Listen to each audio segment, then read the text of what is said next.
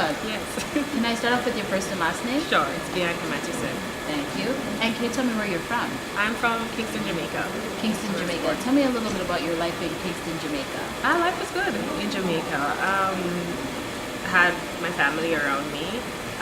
Had a pretty decent job. I was working at Scotiabank for 7.5 years. I was a loan officer there.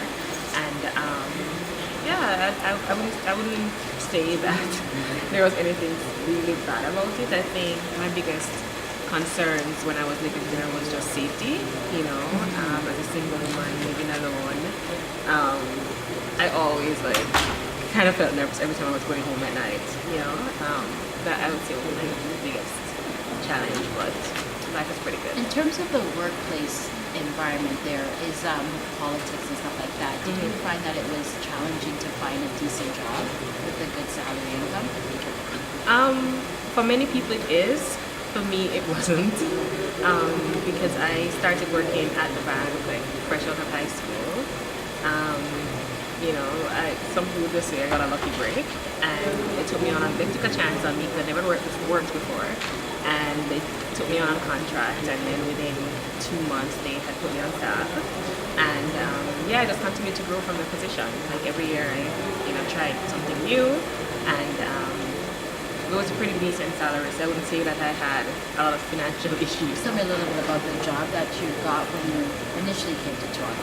I was working with a non-profit organization that creates homes for persons with intellectual disabilities. It's called L'Arche. And it was something that I'd never done before. But I was looking for a job opportunity that would, allow me to be in a situation where I was helping other people, or at least felt like I was doing something that was purposeful. Living with people with disabilities for me was, a good. It gave me that, or it felt like it was going to be that for me. A job that was meaningful and purposeful. So, the job included just helping people with disabilities throughout their daily lives. So it's anywhere from just getting them up in the morning, helping them with breakfast and their personal care, to accompanying them to doctor's appointments or family events, or it just encompassed everything related to their daily lives. You were there for everything. In terms of this job, what were some positives and negatives? The positives were, of course, the sense of being in purpose, doing something that was meaningful, that was impacting the lives of other people. I think that was the main positive. And also just getting to work with people from different cultural and religious backgrounds. I'd never been outside of Jamaica prior to coming here, so just being exposed to people who not from the same place that I was, or didn't have the same beliefs, kind of helped me to get a wider view of the world. In terms of negatives, I would say long working hours, because my day often started at 7 a.m. and ended at 9 p.m. I had a 3-hour break in between, but it still made for a very long day. And we weren't paid a salary. It was more of like a stipend, I'll consider it, because I was earning less than I was earning before I came to Canada. So I still had a lot of debt and so on back home in Jamaica that I couldn't afford to, finance with the salary that I was earning at large. Okay, so was that one of the motivations that kind of said, I gotta do something, I gotta be motivated here and look for another job?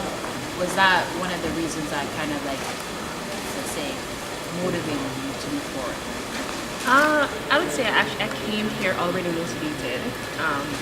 I came here with, of course, the goal of, someday getting permanent residence, because outside of that, it would not have been worth it, neither financially, not with, leaving my son, not for anything. So that was, of course, the goal.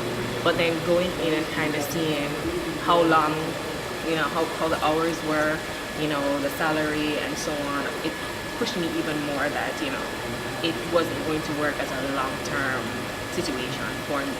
it was definitely short term, and I was just, trying to. You mentioned the PR card, so that's the permanent resident cards. That's for newcomers that come to Canada. They're looking to stay in Canada. They need a residence. It's an application process. You can do it online, or you can do it through an immigration lawyer, or you can even do it through a consultant.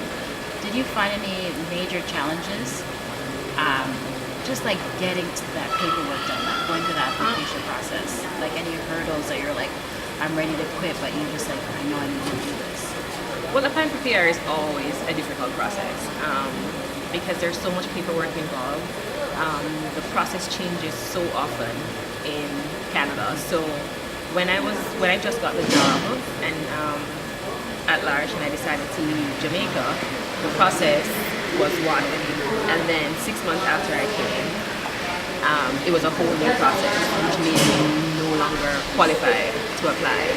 So that was definitely a hurdle, getting to that place and feeling like, well, what am I going to do now? Because now it's saying that I may not be able to get here after I already paid for everything to come here. But then I just started looking into every possible opportunity, every way possible that I could, raise my score and get to a place where I would be eligible for permanent residence. Thank you. That's going to be really helpful to the new immigrants that do come to Toronto, just them getting some perspective on how the PR application works.